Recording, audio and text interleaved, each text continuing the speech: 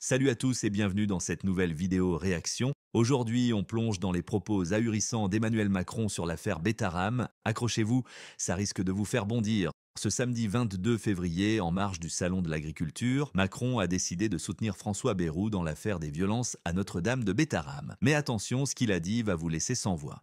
Écoutez bien, le Premier ministre a répondu à toutes les questions sur ce sujet avec beaucoup de clarté. Le Premier ministre, je l'ai nommé et il a toute ma confiance. Non mais sérieusement, Macron ose parler de clarté alors que Bayrou a changé de version plus souvent que de chemise. Rappelons les faits, Bayrou a d'abord nié être au courant, puis il a nuancé, ensuite il a attaqué les médias et maintenant il n'ose même plus répondre aux questions dans l'hémicycle.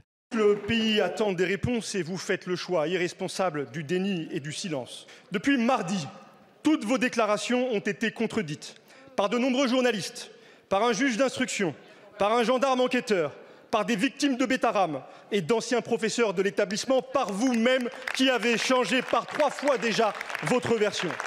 Vos mensonges ont transformé l'une des plus graves affaires pédocriminelles qu'ait connue notre pays en un mensonge d'État, en une affaire d'État. Un menteur ne peut pas gouverner la France. Démissionnez. Les témoins de Betaram l'accusent, d'anciens responsables politiques l'accusent, des professeurs de l'établissement l'accusent, mais pour Macron, tout va bien. Pire encore, Bayrou a menti en direct à l'Assemblée.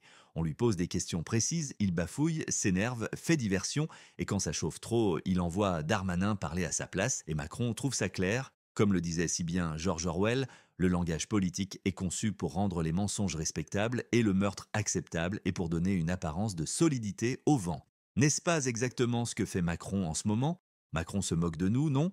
Dire que Bayrou a répondu avec clarté alors qu'on l'a tous vu éviter les questions? Nous prend-il pour des idiots? Pense-t-il qu'on va avaler ses paroles comme du petit lait et passer à autre chose?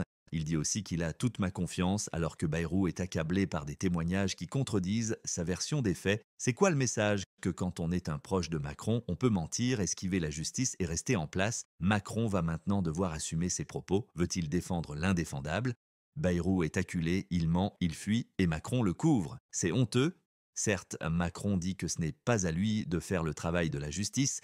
Il a indiqué aux journalistes « Il ne m'appartient pas de faire le travail de la justice ni de l'administration » et a poursuivi en rappelant son combat pour que nos enfants soient protégés dans les établissements scolaires et dans les familles. Mais cette prise de position ne va-t-elle pas déjà trop loin?